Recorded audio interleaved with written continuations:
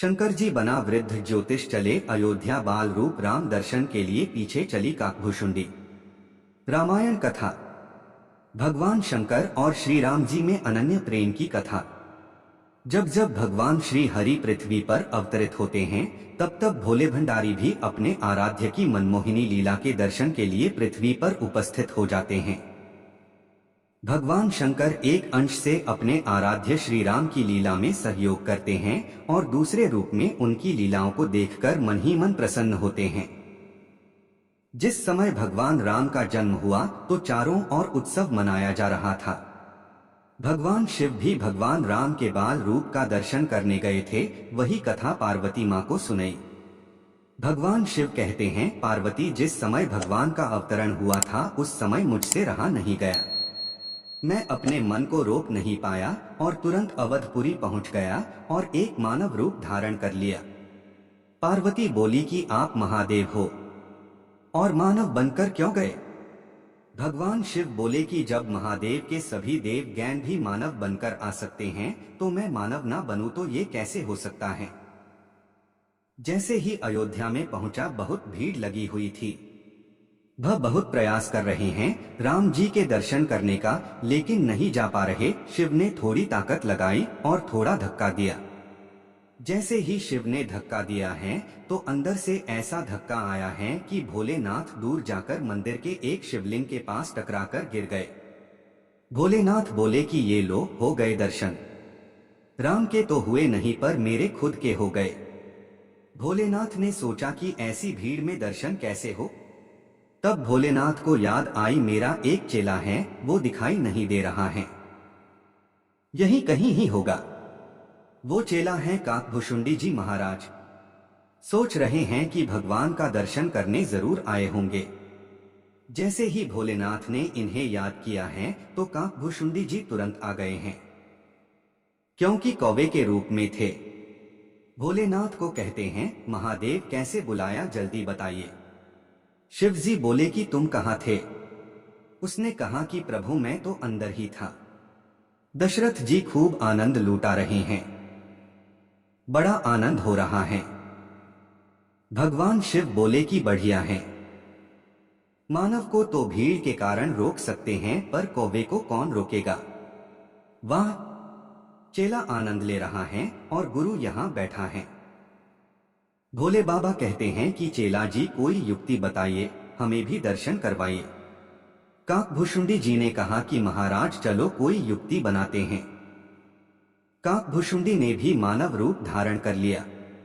बहुत बार प्रयास किया लेकिन इन्हें अंदर नहीं जाने दिया।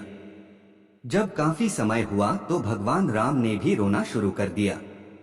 इनके मन में भी भोले बाबा के दर्शन करने की तड़प जाग गई। अब राम जी दुहक में तड़प कर रो रहे और जब ये पीड़ा भरी पुकार मैया के कानों में गई तो कौसल्या जी बिलख पड़ी कि मेरे लाल को आज क्या हो गया है। इधर भोले बाबा ने भी पूरा नाटक किया कि भोले बाबा एक 80 साल के ज्योतिष और स्वयं ज्योतिषी बनकर काकभुशुंडी जी को अपना शिष्य बना लिया और सरयू जी के किनारे बैठ गए। जितने भी लोग रास्ते से आ जा रहे, भगवान शिव सबके हाथ देख रहे हैं और भविष्यवाणी कर रहे हैं। और यह बात अवधपुरी में चर्चा शुरू हो गई है, कोई बहुत बड़ा ज्योतिषी आ गया है। जब भगवान राम ने रोना शुरू किया है तो माँ बहुत परेशान हो गई।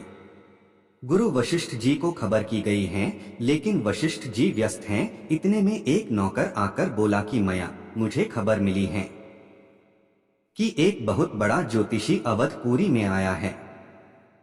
आपकी आज्ञा हो तो उसे बुला लाओ। माँ तो परेशान थी।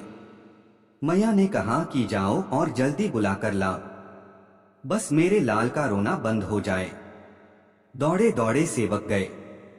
भोले बाबा सरयू नदी के किनारे बैठे हुए थे। नौकरों ने कहा कि आप ही वो ज्योतिषी हैं जिसकी चर्चा हर जगह फैली हुई है। भोले बाबा बोले, तुम लोग कहाँ से आए हो? वो बोले कि हम राजभवन से आए हैं। ये सुनते ही भोलेनाथ का रोम रोम पुलकित हो गया। समझ गए कि मेरे राम ने ही इन्हें भिजवाया है। भगवान शिव बोले कि क्या करना है बोलो। वो सेवक बोले कि महाराज जल्दी चलिए, सुबह से लाला आज बहुत रो रहे हैं। रानी ने आपको बुलाया है। भोलेनाथ जैसे ही चलने लगे तो काकभुशुंडी जी कुर्ता पकड़ लिया कि महाराज मैं भी तो आपके साथ में हूँ, मुझे भी साथ लेके चलो। भोलेनाथ बोले कि तुमने दर्शन तो कर लिए हैं, तुम जाकर क्या करोगे? काकभुशुंडी जी कहते हैं कि मैंने दर्शन तो किया है पर स्पर्श नहीं किया है प्रभु का। यदि तुम स्पर्श करवाओगे तो ठीक नहीं है, नहीं तो अभी पोल खोलता हूँ तुम्हारी। जितनी भी कृपा होगी उस पर हमें भी तो मिलनी चाहिए।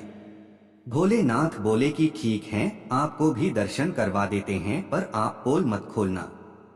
जब राजभवन पर पहुंचे तो पहरेदारों ने रोक लिया। नौकर बोले कि इन्हें रानी ने बुलाया है, ये ज्योतिषी हैं, इन्हें अंदर जाने दो। अब भोले बाबा राजभवन में अंदर प्रवेश करने लगे पर काकभुशुंडी जी को रोक लिया गया।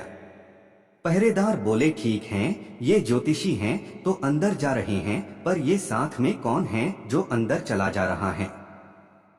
इनके अंदर जाने का क्या काम? दशरथ जी का आदेश है कि किसी अनजान को अंदर नहीं आने देना है।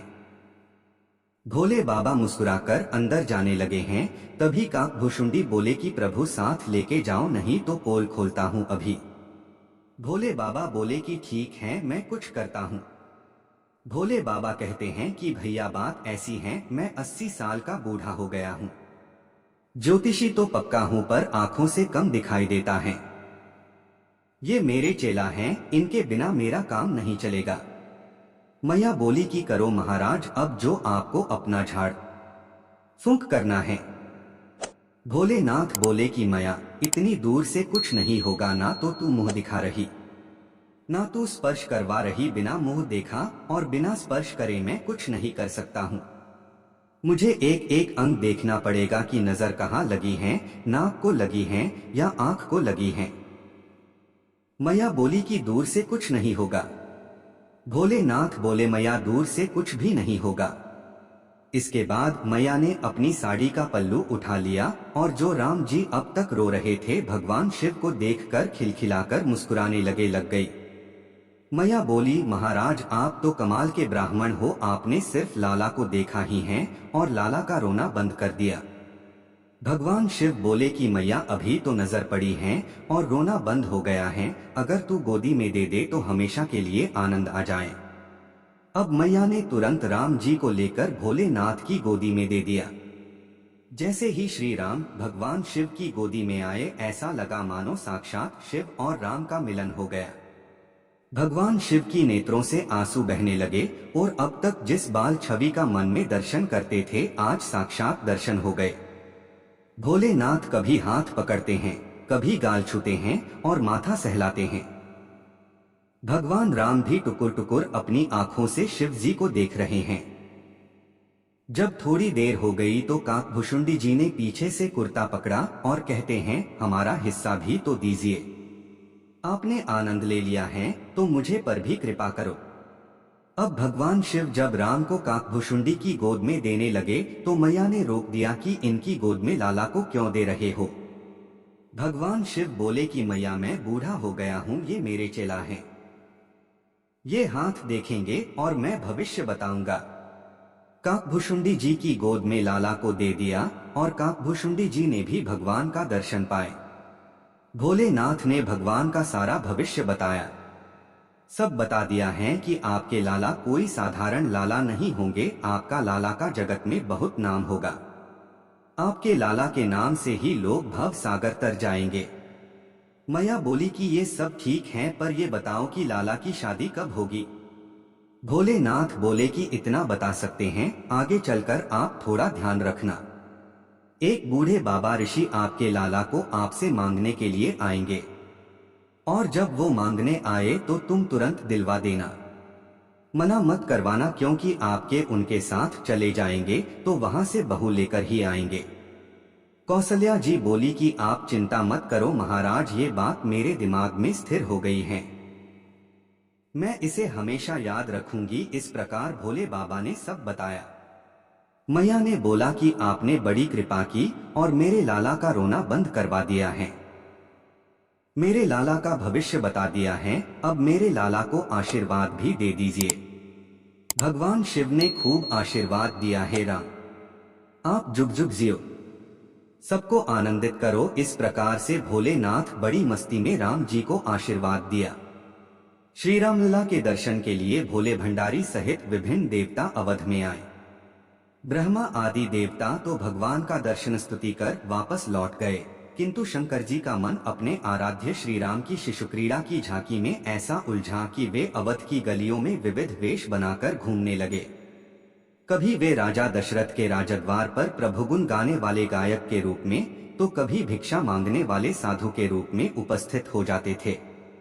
कभी भगवान के अवतारों की कथा सुनाने के बहाने प्रकांड विद्वान बनकर राजमहल में पहुंच जाते। वे काकभूषुंडी जी के साथ बहुत समय तक अयोध्या की गलियों में घूम घूम कर आनंद लूटते रहे। भगवान शंकर बने स्वयं ही मदारी और स्वयं ही बंदर। अब दशरथ नंदन श्री राम भाइयों सहित पैदल चलने लगे, फिर वे एक ही जगह कैसे रह सकते थे। जिधर मन आए उधर ही राजमहल के द्वार तक दौड़ लगाने लगे।